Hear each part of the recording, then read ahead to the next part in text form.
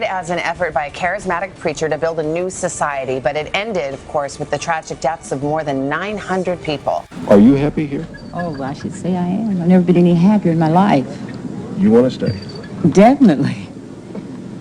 I certainly do. And you girls, what about you? I love staying here. I'm getting trained in obstetrics. I'm a laboratory technician. I find my work here very fulfilling. I love it here.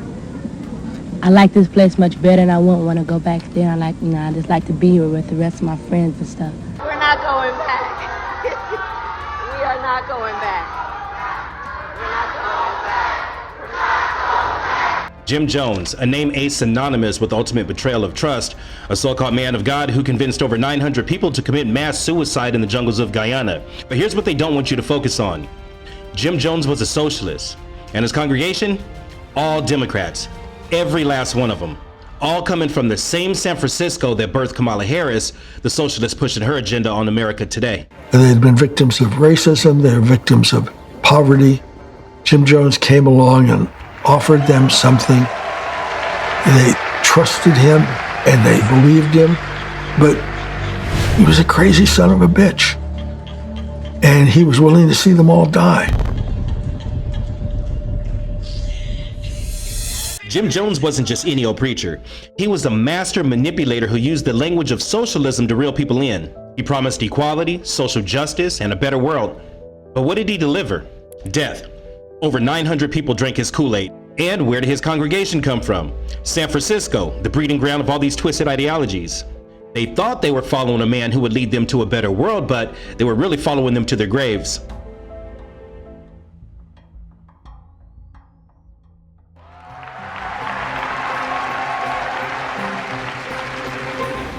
This was a time in America where people were imagining what society could be.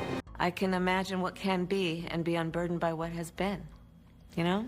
What can be? What can be? What can be? Unburdened by what has been. Jim Jones, he spoke about how much he respected the civil rights movement and how important it was that we continue to live out Dr. Martin Luther King's dream. So for me, it was excitement. Now will each of you give a very fond embrace to your neighbor. Now let's fast forward to today. San Francisco is still the epicenter of that type of radical thinking. A system that manipulates and controls, wrapping its lies in the language of compassion and progress. Just like Jim Jones, she uses her charm to lead people down a dangerous path, but this time it's not cyanide. In 2020, it was the vaccine in those syringes forced into the bodies of Americans by government mandates. If you question the narrative, you're an outcast or a racist. If you don't fall in line, then you're labeled a threat. The People's Temple really believed they were fighting for a better world under Jim Jones, just like today's Democrats really believe they're on the right side of history with Kamala Harris. San Francisco's legacy of pushing dangerous ideologies hasn't died, it's evolved. Jim Jones' tactics are alive and well, only now they're wrapped in the guise of public health and social justice. One of the first things Dad did when he got to Jonestown was to take people's passports away from them. I will snatch their patent so that we will take over. And yes, we can do that. Yes, we can do that. Yes, we can do that. It's the question is, do you have the will to do it? I have the will to do it. If you wanted to go back stateside, you had to ask his permission. Do you want to go home? Oh. Well, then be seated and shut your mouth and don't be in my face anymore. Jim Jones worked diligently to break apart the family unit. So I decided I was going to start prosecuting parents for truancy. Well, this was a little controversial in San Francisco. Everything you did was monitored. I think we need to push back on this. There's no guarantee to free speech on misinformation or hate speech, and especially around our democracy. He has lost his privileges, and it should be taken down. And the bottom line is that you can't say that you have one rule for Facebook and you have a different rule for Twitter. The same rule has to apply, which is that there has to be a responsibility that is placed on these social media sites to understand their power.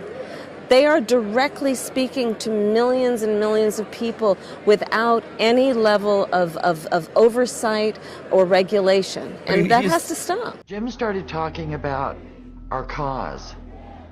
And he said, this punch is going to be passed out to everybody here. We all drank our punch. And then, he said, you just drank poison. And we will all die right here in the church together as one. The women were just screaming, oh no, my baby, my baby. And others just sat there. And all of a sudden Jim says, that wasn't poison you drank. Jim said that this was a test of loyalty.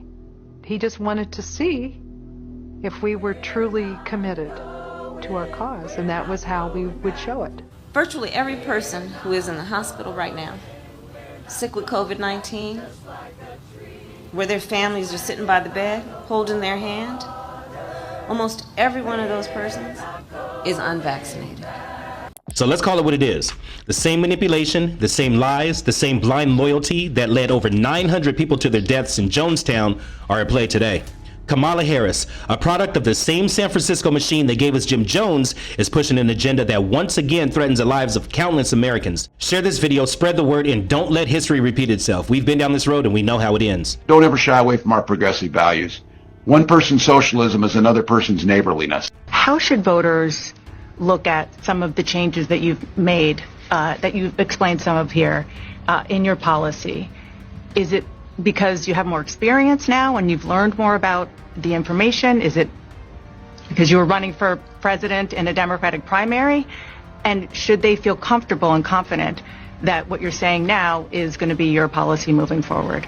Dana, I think the most important and most significant aspect of my policy perspective and decisions is my values have not changed.